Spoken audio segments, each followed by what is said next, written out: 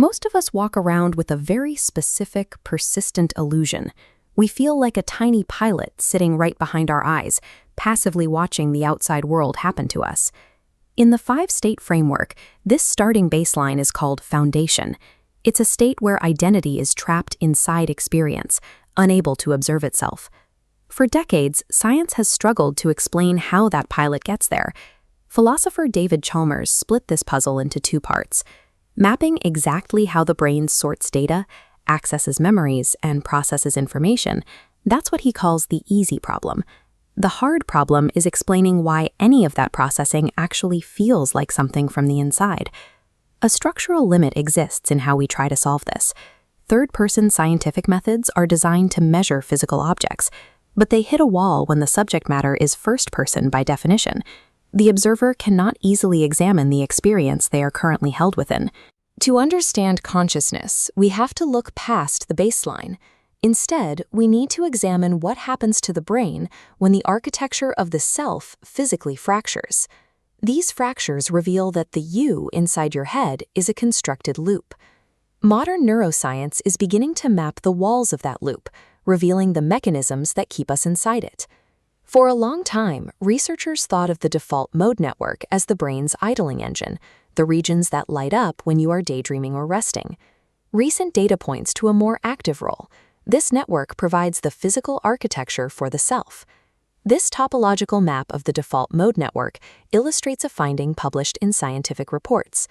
The network operates as a time-binding machine. The same brain circuitry used for self-referential processing is also centrally involved in mental time travel. The brain constructs the sense of self and the projection of the future simultaneously, using the same underlying hardware. This time-binding machine can become a prison. New brain connectivity data suggests that depression involves a structural failure within this exact network. A study in Nature found that in certain depressed patients, this specific pathway functions differently, predicting how well they respond to treatment. It suggests that depression may involve a specific breakdown in how self-related circuits are organized. Through this lens, severe depression represents a locking of identity inside experience. The network architecture becomes a closed loop, removing the stable position required to observe what is happening. If the network can be locked, can it also be forcibly interrupted?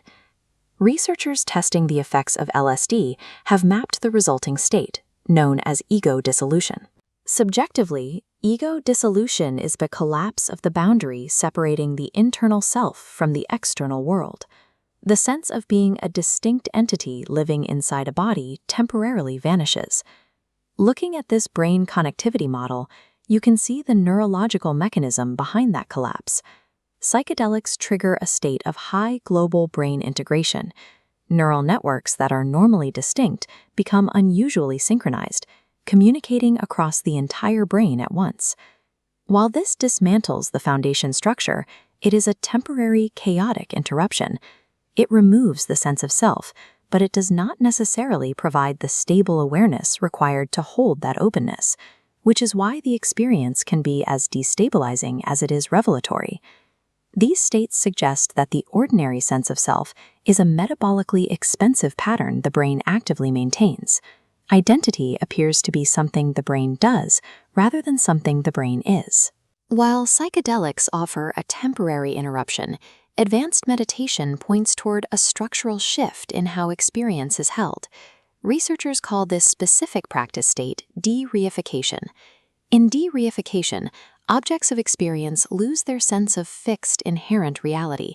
Instead of being consumed by a thought or emotion, the meditator observes it merely as a phenomenon arising within awareness. This chart measures high gamma power, a frequency range linked to states of expanded awareness. According to scientific reports, when advanced meditators practice de-reification, researchers observe a distinct spike in this high gamma activity. This gamma signature corresponds to what the five-state framework calls the witness position. It is the first stable position from which the gap between the observer and the observed becomes visible. Awareness remains grounded even as the contents of the mind continue to shift. These findings suggest that the witness state is a functional change in how identity relates to its own contents. It marks a point where awareness becomes stable enough to observe the mechanism of the self without being dismantled by the experience.